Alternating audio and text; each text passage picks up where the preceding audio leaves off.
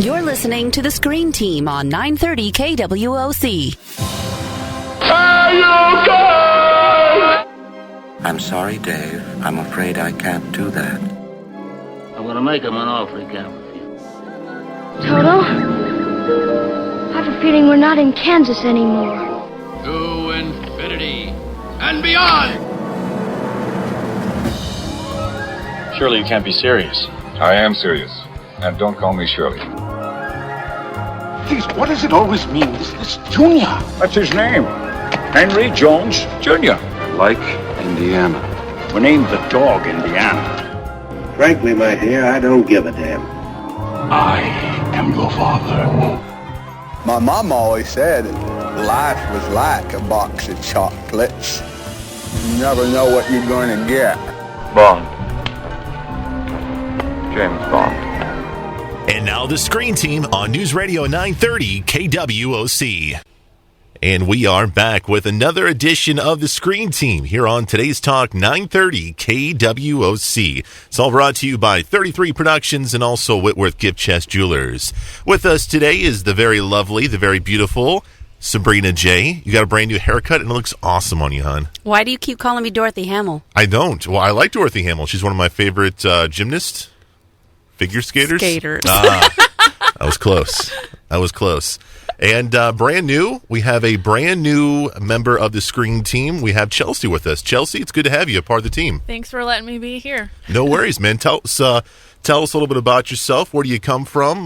What are your hobbies and dreams? And why do you like movies so much? Okay, well, I come from a little bit of everywhere. My dad was in the military, so I was originally from Grandin, which is like on the other side of Doniphan. And I graduated high school in South Carolina, so I didn't graduate from anybody here. Right on. And some of my big dream is, goofy dream, I would really like to be a famous singer and, one day come in and you guys play my song, hey, I know her, and that's just what, what I'd like to do. So my question to you is, what are you doing to make that happen? Well, I recorded a song one time with Dalton O'Connor, and but right now I'm a little low on funds, so I can't afford it right now. Right. But, whenever I get on board with that, with the money fund train. Good luck. Hopefully I can, record some more later. Well, we wish you the best. Well, thank you. And tell us about your love for movies. Why do you like the movies so much? I like movies because whenever I lived with my mom, we couldn't really afford like cable and everything, and as a kid, she'd always have us watch like Disney and things like that, things that were kind of educational, but it wasn't like educational. Right.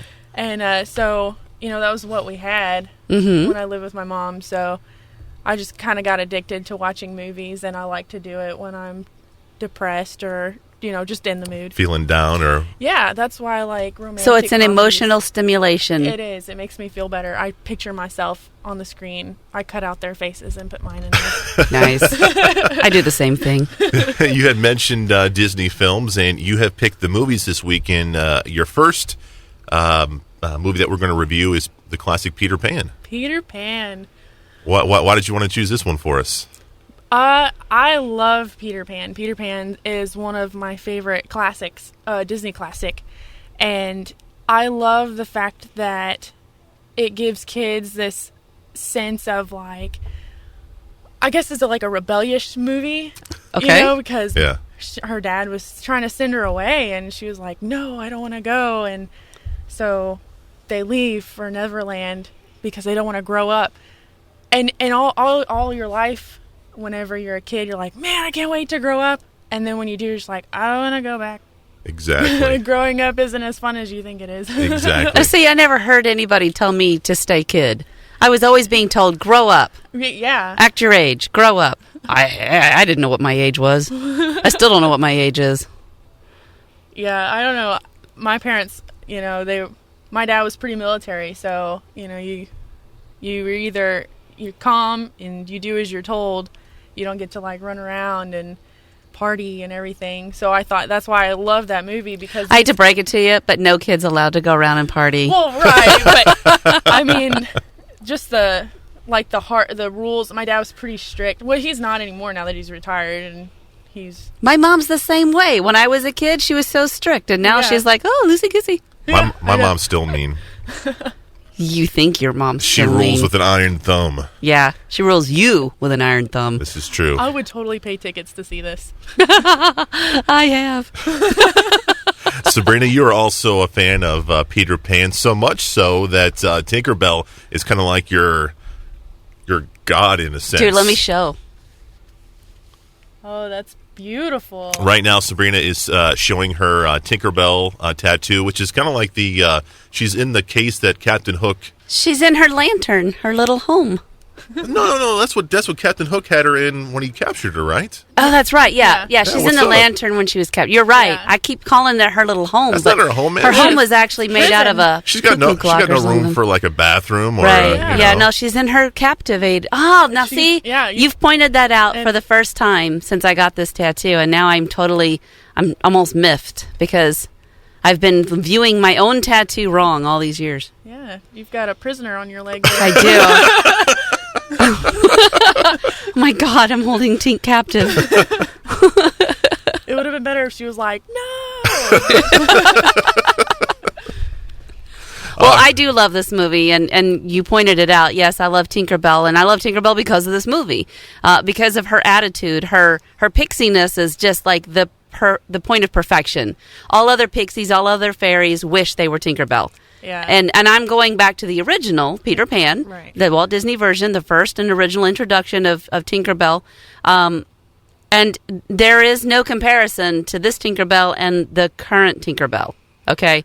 The current Tinkerbell is cute and friendly and fun and vivacious, and I would love for any of my children, my little girls, to adore her.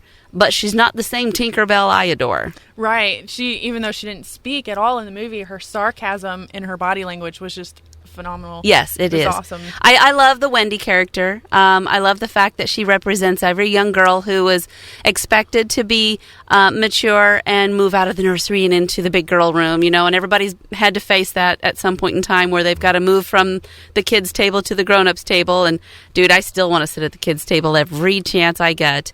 I am a lost boy, child, whatever. I don't ever want to grow up. Although now that I'm a mommy, it's a little different. Well, you could still be a kid. I mean, he's going to want somebody to play with. Exactly. So I'm all over that. The sad part about the whole kid table thing is I'm so tall, my knees bang it.